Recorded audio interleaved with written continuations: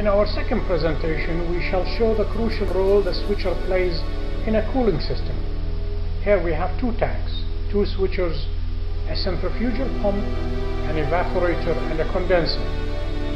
The switcher's dynamics and function in a cooling system is similar to that in water pumping.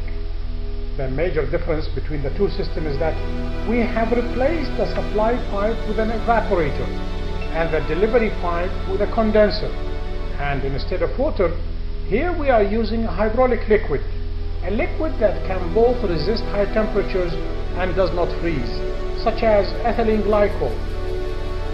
Other liquids with such properties may also be used. Tank A is filled with the hydraulic liquid, while Tank B is full of freon gas. The centrifugal pump starts by sucking the hydraulic liquid from Tank A and pumps it into Tank B. As the level of the hydraulic liquid rises in Tank B, it will push the freon to the top of the tank. And since the switcher connects the condenser to Tank B, the freon then is pushed through the switcher's pumping pipe to the condenser. The pipe which delivers the freon to the condenser has a one-way direction valve to prevent the freon from returning back to Tank B. The gradual depletion of the hydraulic liquid in Tank A will cause a fall in pressure level inside the tank. To balance this pressure decline, the freon will be sucked from the evaporator into Tank A. To prevent the freon from returning to the evaporator, switcher's suction pipe has a one-way direction valve to achieve that.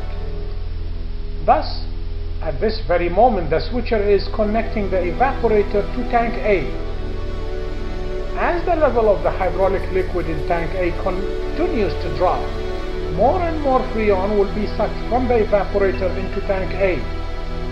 The freon in Tank A will settle on top of the hydraulic liquid.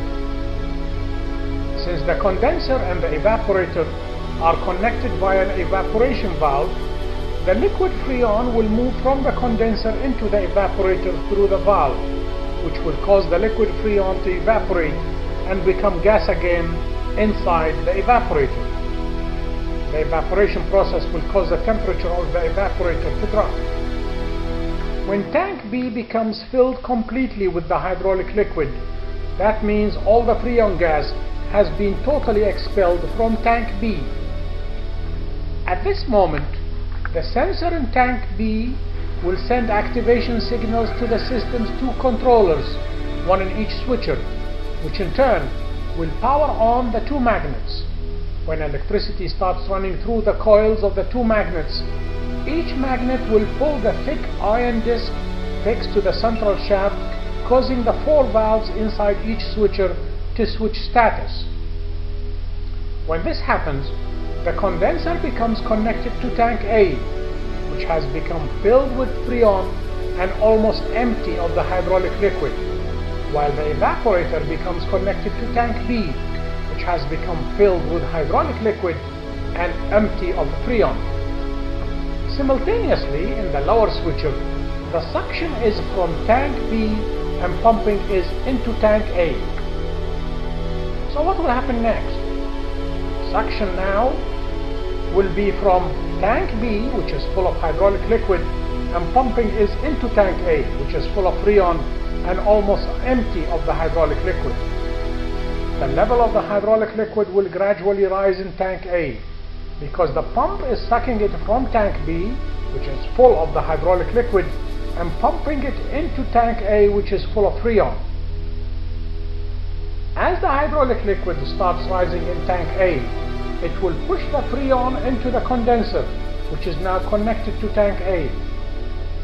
This process will continue until the level of the hydraulic liquid reaches the highest point inside the tapered Tank A. At this stage, all of the freon has been expelled into the condenser. Then, the sensor in Tank A will send deactivation signals to the two controllers of the switchers. The controllers will cut off power to the two magnets, causing the spring in each switcher to push back the thick iron disc and return the four valves to their normal positions.